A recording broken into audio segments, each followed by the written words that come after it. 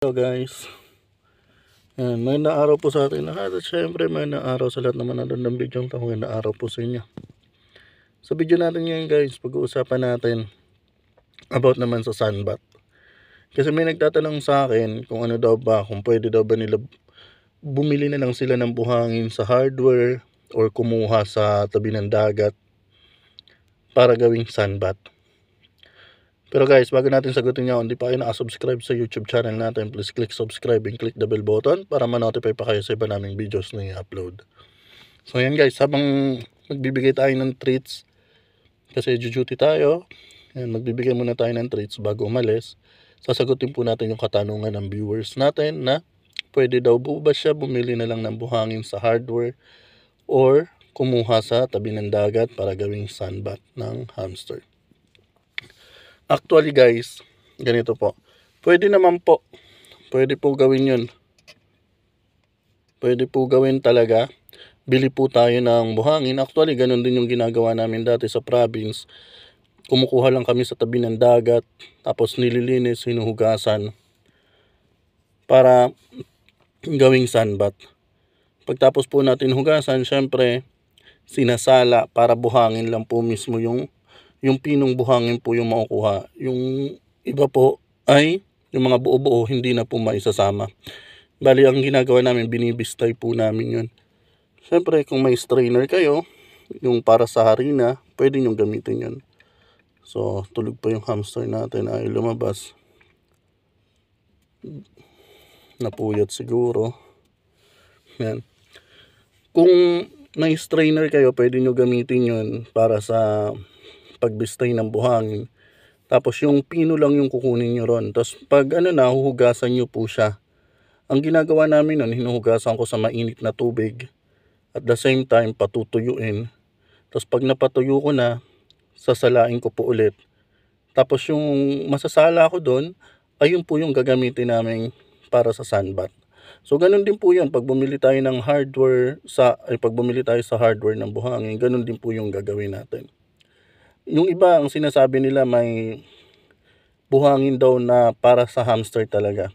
Pero kahit ano naman po pwede natin gamitin as long as na malinis at syempre walang chemical. Kaya din po yan sa mga beddings, sa mga kusot na nabibili natin. Kasi minsan mayroong mga yung pinagkiskisan ng kahoy na nahahaluan ng grasa dahil dun sa tsenso. Pero kung malilinis natin or masisiguro natin na walang chemical yun, pwede po natin gamitin. Siyempre hindi rin po tayo gagamit ng may chemical na mga buhangin na makakasama sa mga hamster natin. Actually guys, napakaganda kung may sunbath tayo kasi makikita nyo dun sila dumudumi, tapos dun na rin sila naglilinis ng katawan. So hindi tayo mahihirapan maglinis ng beddings kasi pwede nating tatanggalin lang yung sunbath or papalitan. Actually dati nire-reuse lang din namin yun. Pag magpapalit kami ng bago, tapos yung luma lilinisin, patutuyuin, tapos pwede na ulit siya magamit para sa susunod.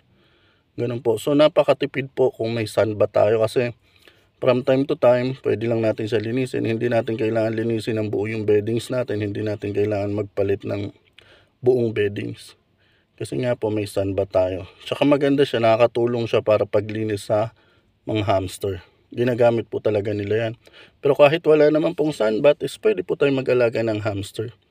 Pero syempre kung mayroon tayong mapagkukunan, kuha na rin po tayo para mas maganda yung ng hamster natin sa loob. So yun lang guys. Hanggang dito na lang. Sana nasagot ko yung katanungan ng viewers natin.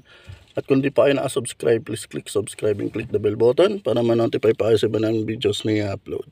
So yun guys, hanggang sa muli. Yan, almond yung treats ng hamster natin ngayon. So kasi ayaw niya lumabas. Siguro nagtatampo or natutulog. Ayaw niya pa lumabas.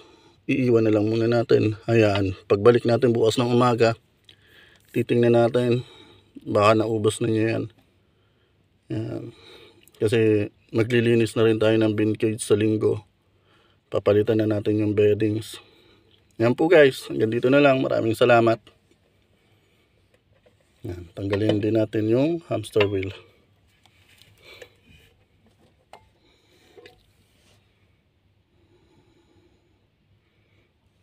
Tapos ito rin pala guys yung yung apple na nilagay natin.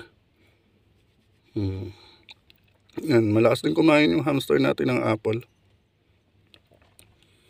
Nakakatulong din yan sa kanila. Kasi kailangan yung ngipin nila matritrim din. Hindi, makikita nyo kasi yung ibang hamster na humahaba talaga yung ngipin. So kailangan din natin ng mga crunch na ipapakain sa kanila para yung ngipin nila hindi ganong humaba, magiging sakto lang. Yan. Kaya mahilig nga sila sa mga seeds, 'di ba, yung mga hamster. So yan. Yan lang po.